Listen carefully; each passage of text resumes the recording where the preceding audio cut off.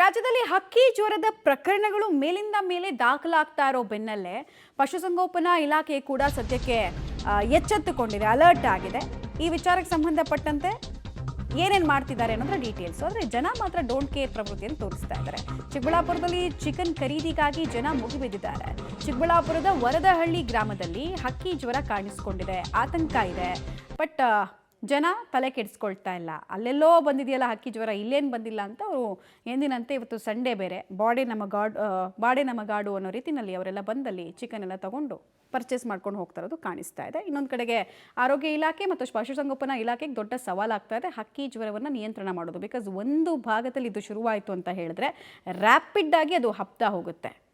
ನಾವು ನೋಡಿದ್ದೀವಿ ಹಿಂದೆ ಕರ್ನಾಟಕದಲ್ಲಿ ಎಷ್ಟೆಲ್ಲ ಕ್ರೂಷಿಯಲ್ ಆಗಿದೆ ಈ ಪ್ರಕರಣಗಳು ಅಂತ ಹೇಳಿ. ಸದ್ಯಕ್ಕೆ ಆರೋಗ್ಯ ಇಲಾಖೆ ಮತ್ತು ಪಶುಸಂಗೋಪನಾ ಇಲಾಖೆ ಕೆಲ ಗ್ರಾಮಗಳನ್ನು ಸೀಲ್ ಔಟ್ ಮಾಡಿ ಅಲ್ಲಿ ಯಾವುದ್ಯಾವುದು ಇನ್ಫೆಕ್ಟೆಡ್ ಕೋಳಿಗಳಿರ್ತವೆ ಅದನ್ನೆಲ್ಲ ವೈದ್ಯಕೀಯವಾಗಿ ವಿಲೇವಾರಿ ಮಾಡುವಂತಹ ಕೆಲಸ ವೈಜ್ಞಾನಿಕವಾಗಿ ಮಾಡಲಾಗ್ತಾ ಇದೆ.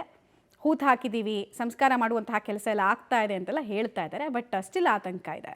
ಇಲಾಖೆಯವರು ಎಲ್ಲ ಕ್ರಮನೂ ತಗೋತಾ ಇದ್ದೀವಿ. ಎಲ್ಲೆಲ್ಲಿ ಹಕ್ಕಿ ಜ್ವರ ಕಾಣಿಸ್ಕೊಂಡಿದೆ ಅದನ್ನೆಲ್ಲ ಸಾಯಿಸ್ತಕ್ಕಂಥದ್ದು, ಅದನ್ನ ಸ್ಪ್ರೆಡ್ ಆಗದಂಗೆ ಏನೇನು ಕ್ರಮ ತಗೋಬೇಕು ಅದೆಲ್ಲ ಮಾಡ್ತಾ ಇದ್ದೀವಿ. ಸರ್, ರಾಜ್ಯದಲ್ಲಿ ಯಾವ್ಯಾವ ಜಿಲ್ಲೆಯಲ್ಲಿ ಹೆಚ್ಚಾಗಿದೆ ಸರ್ ಹಕ್ಕಿ ಜ್ವರ?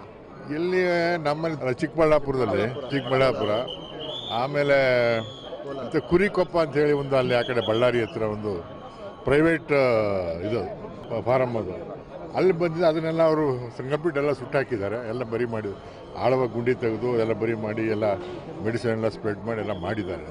ಯಾವ ಟೇಕನ್ ಆಲ್ ಮೆಜರ್ಸ್, ಎಲ್ಲ ಮೆಜರ್ಸ್ ತಗೊಂಡಿದ್ದೀವಿ ನಾವು. ಸರ್, ಇಲಾಖೆ ಅಧಿಕಾರಿಗಳಿಗೆ ಸೂಚನೆ ಕೊಟ್ಟಿದ್ದೀರಾ ಸರ್?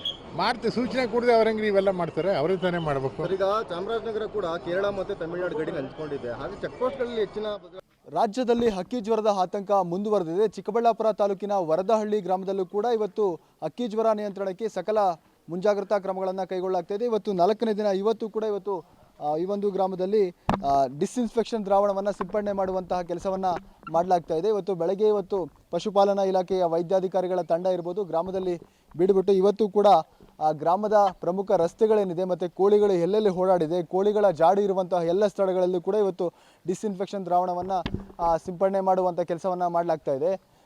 ಬೆಳಗ್ಗೆಯಿಂದಲೂ ಕೂಡ ಅಧಿಕಾರಿಗಳ ತಂಡ ಗ್ರಾಮದಲ್ಲಿ ಮನೆಗೂ ಹೋಗಿ ಕೂಡ ಮನೆಯ ಮುಂಭಾಗದಲ್ಲಿರುವಂತಹ ಎಲ್ಲ ಜಾಗಗಳಲ್ಲೂ ಕೂಡ ಇವತ್ತು ಡಿಸ್ಇನ್ಫೆಕ್ಷನ್ ದ್ರಾವಣವನ್ನು ಸಿಂಪಡಣೆ ಮಾಡಲಾಗ್ತಾ ಇದೆ. ಈಗಾಗಲೇ ಕೂಡ ಗ್ರಾಮದಲ್ಲಿರುವ ಎಲ್ಲ ಕೋಳಿಗಳನ್ನು ಕೂಡ ಸಾಮೂಹಿಕವಾಗಿ ಹತ್ಯೆ ಮಾಡಲಾಗಿರುವಂಥದ್ದು.